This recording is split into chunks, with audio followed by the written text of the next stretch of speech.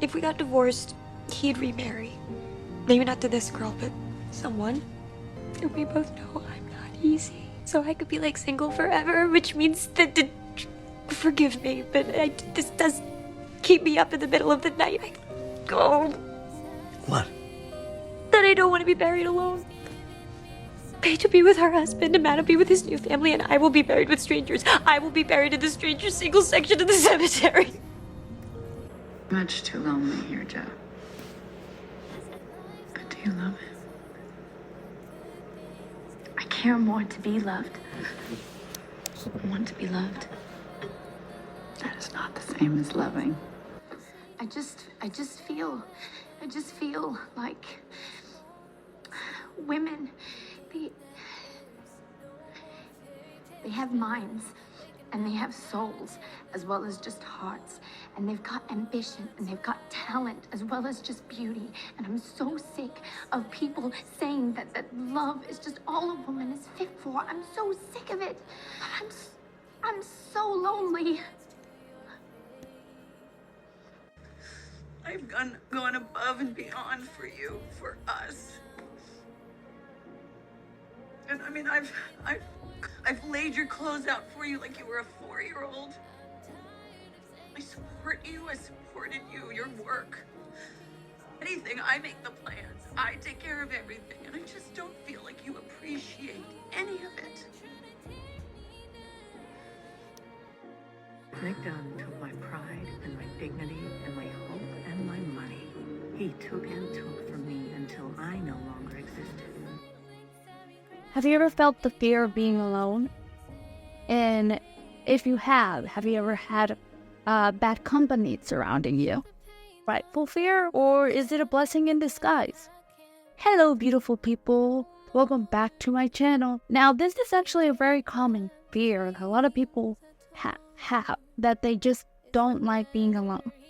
They prefer to have horrible company, or they prefer to distract themselves or use other substance to distract themselves so they don't have to ever focus on themselves.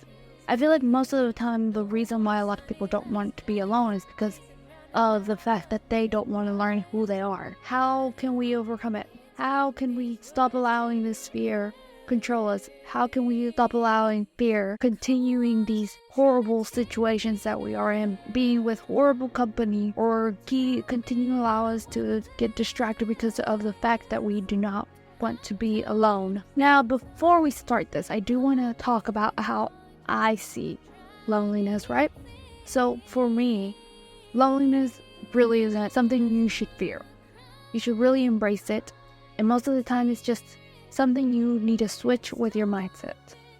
Because a lot of people who we're surrounded with always projected as being alone as the worst possible outcome that could come out. I was recently watching this movie that actually brought up this idea loneliness, right? But I was watching this movie called The Intern, and in this movie, the intern scene that credible will only give you my perspective. I'm gonna give spoilers, so I'll give you a heads up. But pretty much she was talking about how she didn't want to divorce her husband who she was CEO in the movie, and Anne Hathaway. And she was the CEO. She was married to this man who decided to be stay-at-home dad so they could take care of his kid. And he, of course, has an affair, and she blames herself. And then also he actually continues to blame her that the reason he decided to have an affair was because of her, which is ridiculous. And then she proceeded to continue to have a relationship with him after, because she accepted the fact that it might have been her fault, because she didn't want to be alone. That was the only reason why she decided not to divorce him, because she did not want to be alone. There was this incredible scene that she made, kind of very heartfelt, at how a lot of people decide to stay with very mediocre men, and we continue to see it even with celebrities. They do the same thing. Like, we saw it last year with Keke Palmer. Then we saw it this year with Simone. Last month with Simone Biles. Incredible icon. She's in history, she's made history time after time and she's still so young. And she, honestly, her situation just seems like he is very insecure and she's just afraid to be alone. And I always constantly see women with very mediocre men and they continue that relationship because they just don't want to be alone. And it just makes me so sad. Honestly, being alone really isn't or shouldn't be a fear of yours. You should start seeing alone, maybe just switch the mindset instead of seeing it as alone, seeing it as more of having an opportunity to be solitary with yourself, or being in solitary. For example, for many years, actually, I'm still in that hibernation mode, hermit mode. That's how I call it normally. I don't say I'm in my loneliest era. You could say that too. But I say I'm in my hibernation hermit mode and I'm actually coming out. I've been in it for like over 4 years, and of course it was like pretty hard. But I did it to myself. I put myself in this situation of being alone because I noticed the people who I was surrounded with weren't for my, best. They themselves, just being surrounded with them, made me feel more alone than one in these 4 years that I've been lonely. Been helpful because I've been able to understand who I am, and I felt like I needed that push, right? And it's funny because for many years I was ignoring the fact that I kept getting myself distracted because I didn't want to answer the questions: what kind of life I wanted, who I wanted to be around with, what type of people I would like to surround myself with. I noticed that I was surrounded with a lot of people that just honestly, I was very much a people pleaser. It wasn't on them. It was on me that I put myself on that situation. I was a people pleaser, and I realized that I was very much in survival mode, and I just wanted to fit in. I learned to fit in, you know what I mean? So whatever group I was in, I would try to fit in and just mold myself into the space, That's how I noticed that I was just filling in space for a lot of friendships or, company that I had. I was just filling up space. I just fit in. So I was like, okay, this is not what I want. I didn't just want to fit in, right? So I just became the person they needed, So whatever group I was in, I'd switch into the type of person because I wanted to be liked by everybody, right? So it just turned into me becoming a people pleaser. And then finally when everything was over, it was during high school, finally graduated, I recognized that I didn't know who I was, and I was going off to college where I didn't know anybody. I was in a different location, did absolutely nobody, right? So I was completely terrified, right? But during that time, I decided to just focus on school and then work and just get overly distracted with my phone, right? So that's what I did for those good 2 years, right? I was just focusing on work, school, and then getting distracted with my phone. And because during that time, I completely stopped talking to a lot of people and completely let go because there was no point in continuing the conversation and continuing the friendships because one, I wasn't that person anymore, and I honestly didn't have a need to be people pleaser anymore, right? But during that time, those 2 years, I recognized that I didn't know who I was, and honestly, as you went to college with new people you didn't know, it was hard to become a people pleaser because you didn't know who those people were, right? So, and they saw that the facade right away. A lot of people, so they noticed that I wasn't, who I was saying who I was, right? So they started to recognize that, and I just noticed it. So I was constantly alone all the time. So then I started to realize I didn't know who I was, but I wasn't going to do anything about it. Finally came to a point where I quit my job. Then I decided to take a break from college. I don't know why, but I decided to take a break. And then right when that happened, my phone broke, right?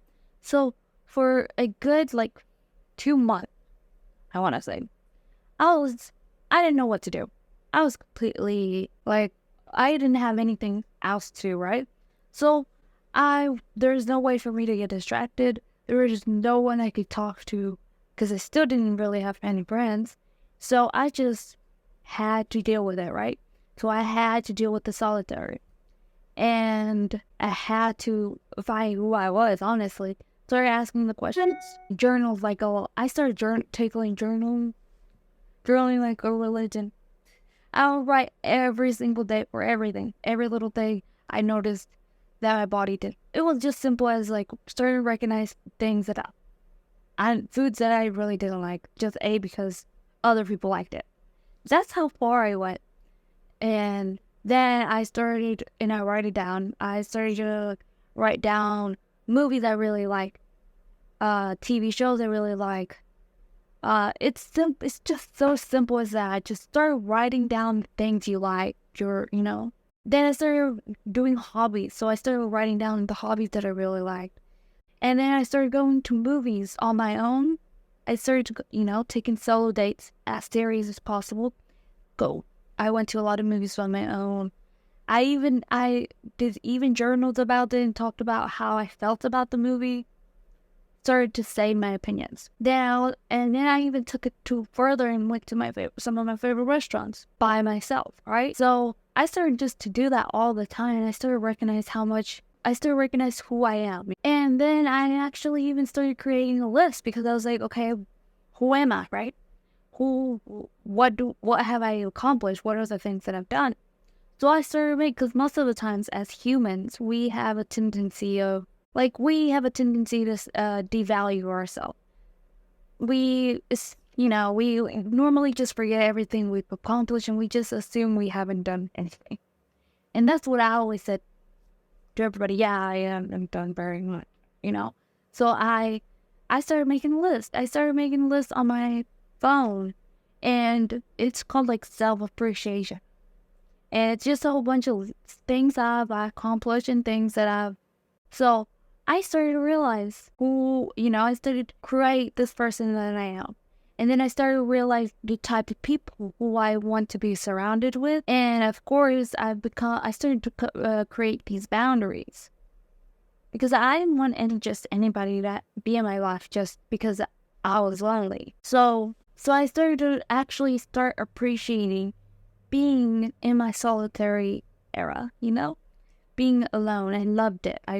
It started to become hard for me to actually create friendships or any, because I didn't want to get out of that. So it just became a habit. It became a comfort zone, and that's when I started to notice I probably need to get out of it. But this is why I believe that a lot of people should just embrace being alone. I felt like all those things that happened I felt like it was for a reason. Every single one of them that happened was honestly for a reason. Like, what were the odds that everything that I got distracted with, everything that I was using to procrastinate from knowing myself happened within like back to back to back. Quit my job, decided to take a break, and then my phone broke. Like, it was back to back to back. It was crazy, right? So honestly, I feel like you should embrace solitude if you're in that situation, especially if you chose it. Oh my gosh, if you chose it, you honestly don't just take it wrong. Because you already know what to do, right?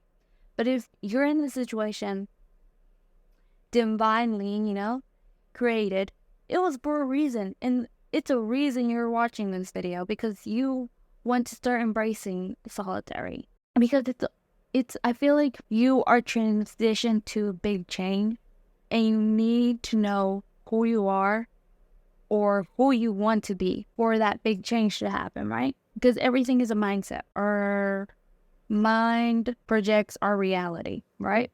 So we have to know who we are, and the only way to know who we are is to embrace being alone. Because let me tell you, even when I was alone, I noticed that even when I was surrounded with a lot of people, I had my phone blowing up every single day.